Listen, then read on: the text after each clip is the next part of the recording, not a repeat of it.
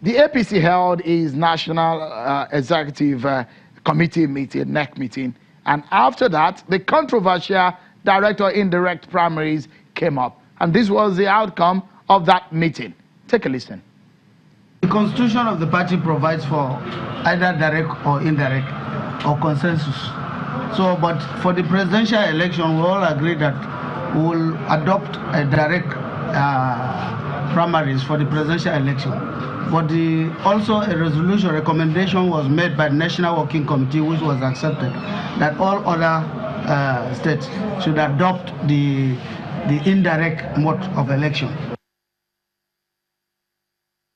That is what Governor Simon Lalong of Plateau State said after the NEC meeting on the 30th of August. There was a press release from the acting National Publicity Secretary of the APC, Mr. Yekini Nabina, stating that primary elections into all elective offices shall be by direct primaries.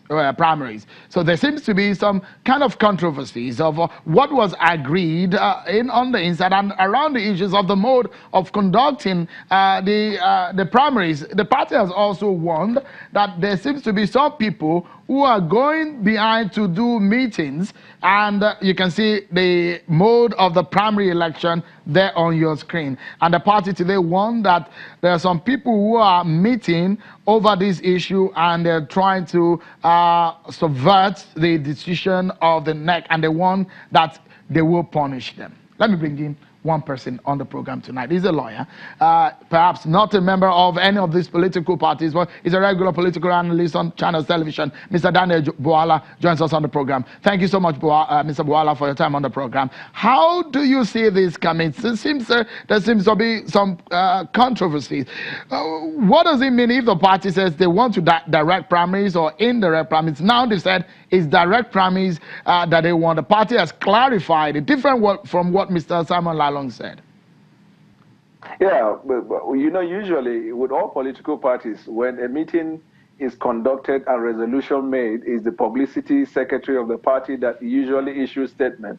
So I'm not surprised that Lalong says something that is totally different from what the NEC, resolved to do. It is primaries all through. Otherwise, it will not make sense that you're conducting primaries for the president and then indirect primaries for other governors. The only exception, it is primaries all through. The only exception is if a state determines that they cannot conduct direct primaries, either due to security problem, the contestants in those states will have to sit and resolve. And that resolution will form the basis for the application to the NEC for consideration for the purpose of dispensation.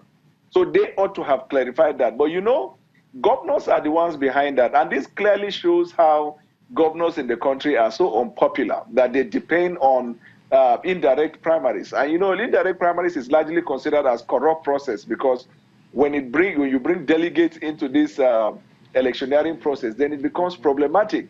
What political parties need to do, Sheon, to cure this problem is that political parties should begin to develop database of members. If you have 8 million membership, and all the members pay, even if it is 100 naira or 1,000, you have an idea of having a couple of billions. You will tell the governors to go to hell and do what is right. But when the party do not have a database of members and collection directly from members, then the governors who claim to be the financiers of the party will want to cut deal and cut whatever they like. Mr. Bwala, just quickly, the PDP is reacting to this. They say they are aware that the presidency forced the direct primaries on party members to eliminate delegates' participation and pave way for the allocation of millions of conjured votes, which they intend to use as basis to authenticate the fictitious votes they intend to declare for President Buhari at the general elections. End of quote. Your reaction to that? Could that be close to what the PDP is saying and what is happening in the APC? Could this issue of direct or indirect primaries cause a larger crisis for the APC? It will not. And what PDP said, I don't need to contact APC members to know that that is baseless and false. And that is the narrative that PDP is building, which will be counterproductive. They have their chances, but they have to devise the best strategy.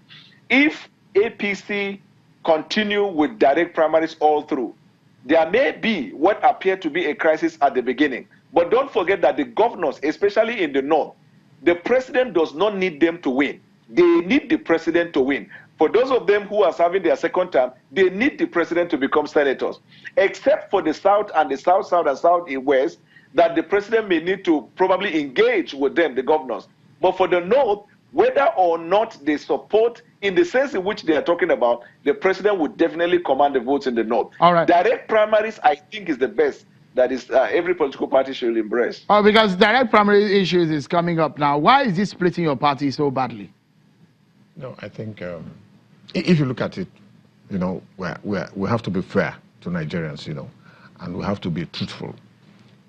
Direct primaries will save you money, and the popular candidate will emerge. There's some governors who want to have, you know, indirect, just to, you know, they have money to pay the delegates. You go and lodge them in a hotel. A lot of problems, you know, that we have seen. You know, we've tried to experiment with this in Osun, and it worked. You don't spend anything. Just what you need is your party membership card. I mean, and you line up. It's a recent history. It's a recent history. Mm-hmm.